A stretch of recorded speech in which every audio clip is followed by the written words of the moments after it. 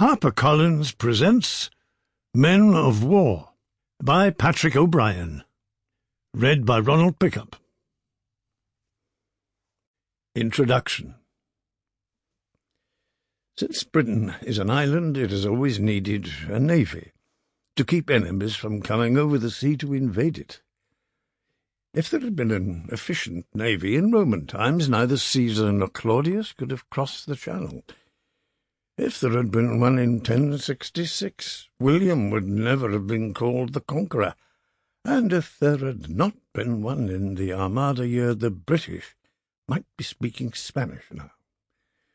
Without the Royal Navy to stop him, Napoleon would certainly have invaded England in 1805.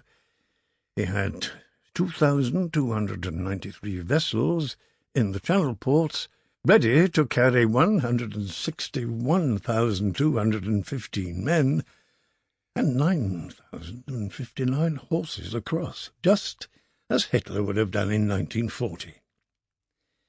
Then again, since England has been a trading nation time out of mind, it has always needed a navy to protect its merchant ships and to attack the enemy's seaborne trade.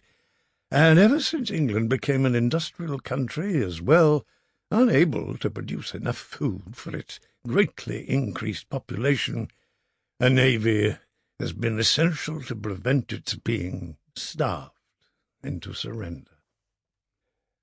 A navy has always been necessary, but it was not for many centuries after King Alfred's time that the Royal Navy, as we know it, a permanent service quite separate from the mercantile marine, came into being.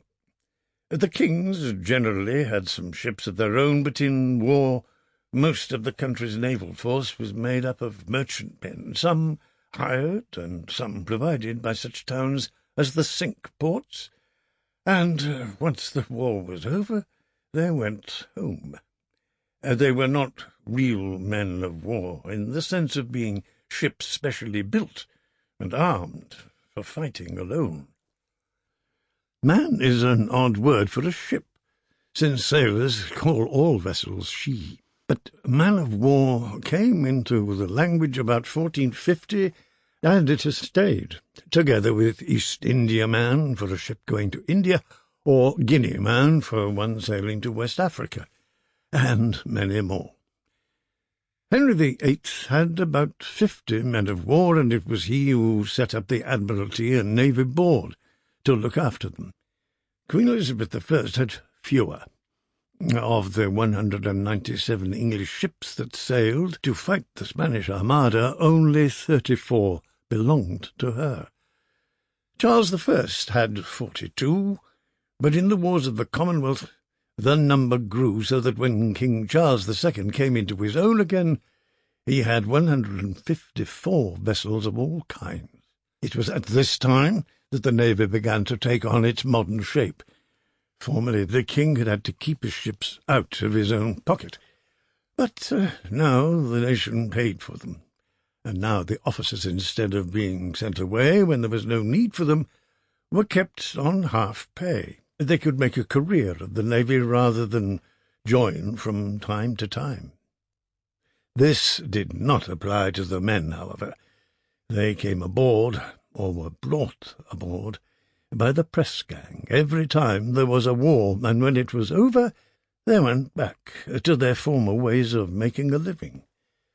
By the end of Charles II's reign, the Royal Navy had 173 vessels, and because of the labours of Samuel Pepys, the Secretary of the Admiralty, and of the Duke of York, who was Lord High Admiral, it was a fairly efficient body. All through the 18th century the Royal Navy grew. In 1714 there were 247 ships, amounting to 167,219 tons. In 1760, 412 of 321,104 tons, and in 1793, although the number had dropped by one, the tonnage amounted to 402,555. Sample complete. Ready to continue?